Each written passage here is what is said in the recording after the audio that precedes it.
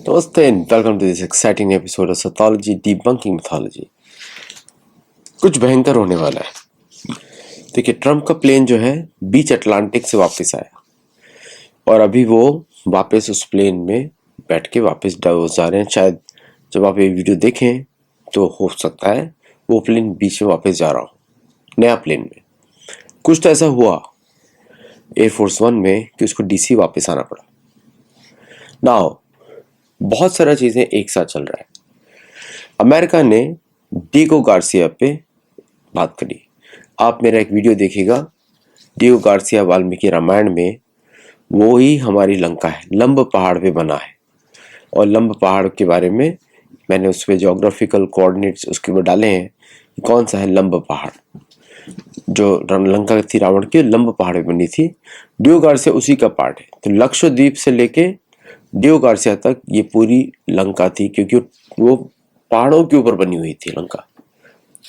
एक टापू नहीं था, पहाड़ों के ऊपर बनी थी। तो डिएगो गार्सिया पे पहला क्लेम सिर्फ भारत का आता है और किसी का नहीं आता है।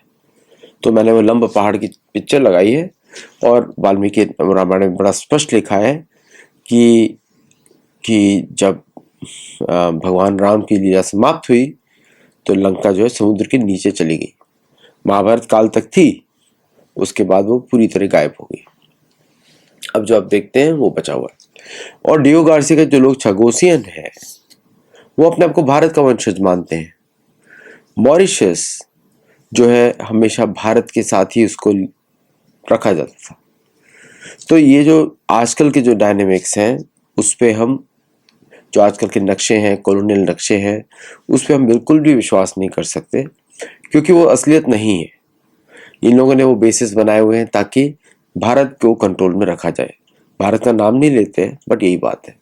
तो मेरे हिसाब से भारत को डिएगो गार्सिया पे मिलिट्री ऑप्शंस ओपन रखने चाहिए फॉर द टाइम बिंग।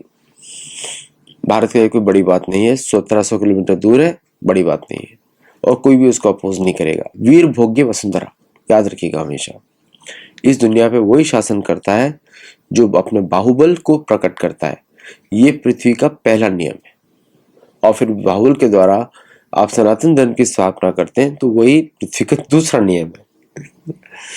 अब चलते हैं डावोस के ऊपर। डावोस की सबकी स्पीचेस चल रही है।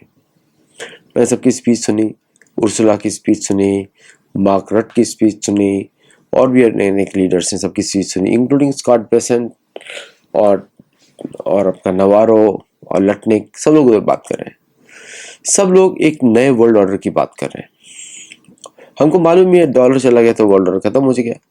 जो करंट वर्ल्ड ऑर्डर है वो है अमेरिका की लाठी और सबकी भैंस। ये है करंट वर्ल्ड ऑर्डर। जिसको अमेरिका पीटेगा वही काम होगा। और अमेरिका ने दिखा भी दिया। पहले लोग बोलते थे अरे वो पुराना जमाना था, कोई दूसरे देश पे कब्जा नहीं करता। आपके सामने उदाहरण है, हमारे सामने इतिहास रचा जा रहा है। हम लोगों ने, हमारी जनरेशन ने बहुत कुछ देखा है इस पृथ्वी पे। 91 के वॉर से लेके आज तक हम देख रहे हैं। और हमने यूक्रेन का भी वॉर देखा, भारत का सिंदूर भी देखा। मैं उस पर आता हूँ थोड़ी देर में। तो नाउ ये सदी ही ये कलयुग ही युद्ध का है। कलयुग में युद्ध ही होते हैं हर जगह। या तो आप करें या कोई दूसरा करे, तो आप उसमें पार्टिसिपेट करें, लेकिन युद्ध तो होते ही हैं। तो या तो हम युद्ध सनातन धर्म के लिए करें या फिर हम किसी दूसरे के अधर्मिक युद्ध में पार्ट लें। अभी तक भारत ने दूसरों के अधर्मिक युद्ध में पार्ट लिया है या फिर भारत के ऊपर ही युद्ध हुआ है। तो शांति से इधर नहीं बैठा जाता। और मैं देखता भी हूँ मोदी जी की रणनीति शांति वाली नहीं है। मोदी जी की रणनीति या भारत के जो करंट लीडरशिप मोदी जी, उनकी रणनीति मतलब, या जो बाकी भी वर्ण हैं, बाकी भी वर्ग हैं, उनकी रणनीति शांति की नहीं होनी चाहिए। अगर इस समय आप शांत रहेंगे तो कोई दूसरा आपके ऊपर आक्रमण करेगा। इस तरह की असुर नीतियां चल रही हैं। अमेरिका का डिएगो गार्सिया का नाम लेना खतरे की घंटी है भारत के लिए। अमेरिका ने दिखा दिया कि ग्रीनलैंड वो किसी भी हालत में लेकर रहेगा। अब $700 बिलियन कहां से लाएंगे, उन्होंने कैलकुलेट किया है। आपको बता दूं, 700 में से सिर्फ 10% ही पहुंचेगा ग्रीनलैंड में। बाकी सब पेपर पे रहेगा फ्यूचर के लिए। समझा आप? और मोनार्की को इससे बेनिफिट होगा। जो गूस खिलाई गई है वो बेल्जियन मोनार्की को खिलाई गई है, तो डैनिश मोनार्की को।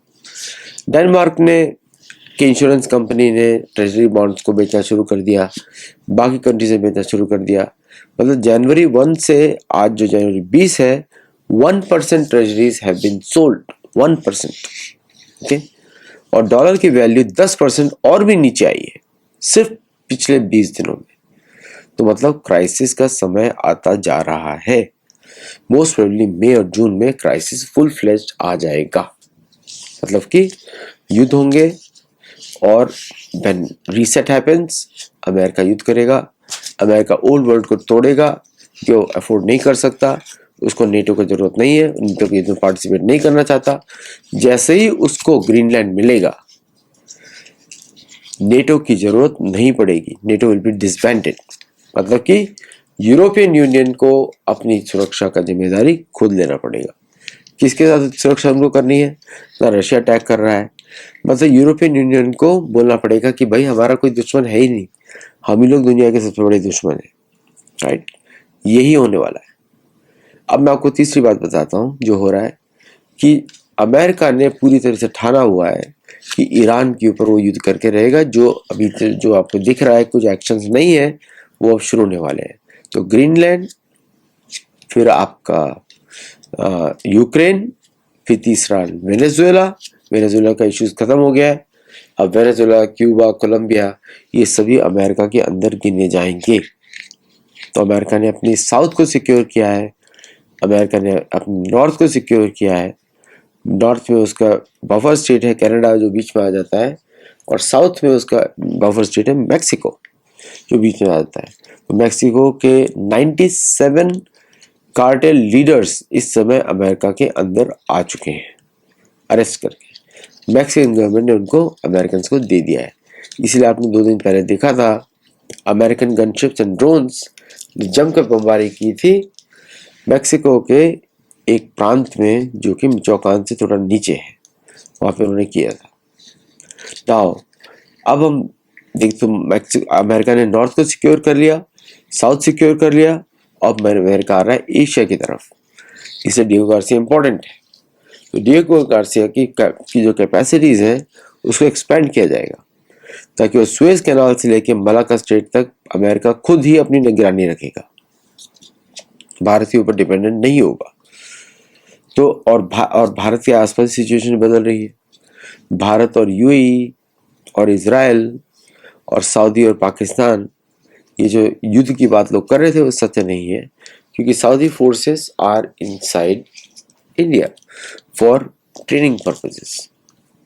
तो अब वहां पे भारत के जुड़ने से वहां पे शांति के प्रस्ताव पारित होंगे और शांति की बात होगी। अब आते हैं जापान की तरफ।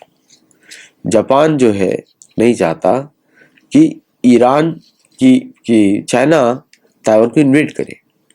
तो Japanese forces are going to help Taiwan defend itself. अगर नहीं हो सका, most probably Taiwan will go back to China.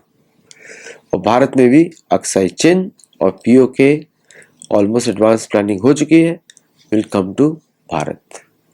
Pakistan का जो बचा कुछ टुकड़ा रहेगा, that will be kept as it is for some time until Balochistan takes independence, और भारत और ईरान उसको सपोर्ट करेंगे, बिकॉज ईरान को भी एक बफर स्टेट चाहिए बिटवीन ईरान एंड पाकिस्तान।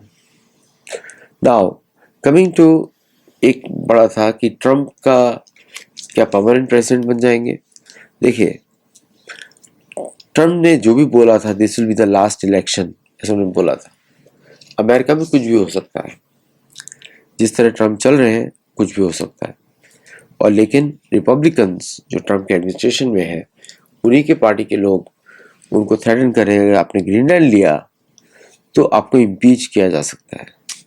अभी Trump has gone beyond impeachment, क्योंकि जो उनके साथ पहले टर्म में हुआ था उसके पीछे सब था यूके। मैंने आपको पहले बताया था चर्च ऑफ इंग्लैंड। इसलिए ट्रम्प ने इस बार मोनार्की या उसके एफिलिएटेड जो भी कैंडिडेट्स हैं, including Thomas Massie and many people, उन सभी ट्रम्प सुनने वाले नहीं है। एक बार इम्पीचमेंट हो चुका, वो भी फेक हुआ था, that was not real impeachment, और इस बार भी इम्पीचमेंट होगा, रियल नहीं होगा, एंड ट्रम्प डजंट केयर। तो Trump may even call it off the election और स्टार्ट सम मेजर ऑपरेशन जिसमें अमेरिकन इंटरेस्ट कॉर्ट होता है, and then Trump will call the election off. वो प्राइम प्रेसिडेंट कर सकता है for the mid terms, main presidential election नहीं है। प्रेसिडेंशियल इलेक्शन 2028 में है, तो इसलिए ट्रम्प को कोई चिंता नहीं है अगर मिड टर्म पोस्टपोन होता है। अगर मिड टर्म पोस्टपोन होता है तो existing congressman will continue until the election happens, which will be in 2 years. This is the first time in the history of America that कोई congressman has lived its 4-term limit or 2-term limit without an election, अगर ऐसा होता है, but that is perfectly okay. 2 बार ऐसा हो चुका है American constitution, American history में।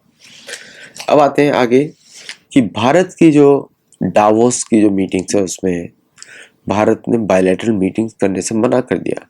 मल्टीलैटरल और ग्रुप डिस्कशंस और वन ऑन वन, इन्हीं पे उसने फोकस किया है।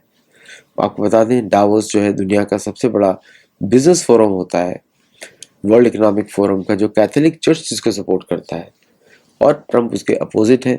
तो when Trump will go there, he is going to declare United Nations is no longer needed, और वो इफेक्टिवली तोड़ना होगा वर्ल्ड वॉर 2 के रेलिक्स को।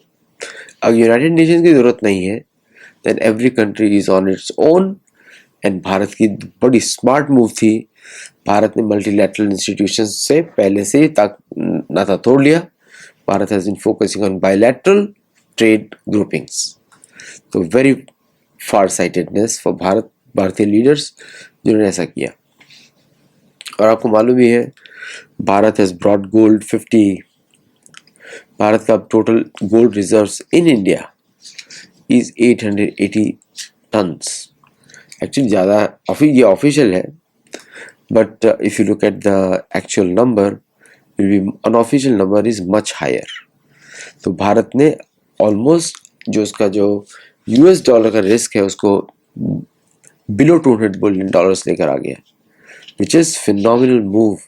और बैंक ऑफ इंग्लैंड से गोल्ड निकलवाना, भारत ने ऑलमोस्ट 174 टन गोल्ड अपना वापस लिया बैंक ऑफ इंग्लैंड से, which is a fantastic move. इसका मतलब भारत तैयारी कर रहा था पिछले 10 सालों से, हाँ जी। तो ये है आज का update. Thank you for watching. और जो भी फेक न्यूज़ आए, जिस लड़ाई की बात करने वाले हैं, अभी लड़ाई तो होगा, युद्ध होगा, लेकिन थोड़ा उसमें अभी फिर और समय है। सब लोग जापान का वेट कर रहे हैं, तो जापान के इलेक्शंस फरवरी में होगा। अगर जापान के इलेक्शन फरवरी में हुआ तो युद्ध का घोष हो जाएगा अप्रैल या मई। Okay, so lot of things changing, lot of exciting news. देखते रहिए सेथोलॉजी। हमारे मेंबर बनिए to see members only videos. हमारे साथ गुरुकुल में जुड़िए ताकि धर्म की शिक्षा आप लें इन ए मेथोडिकल वे। अगले शो तक के लिए नमस्कार, जय Jagannath, and I will see you later.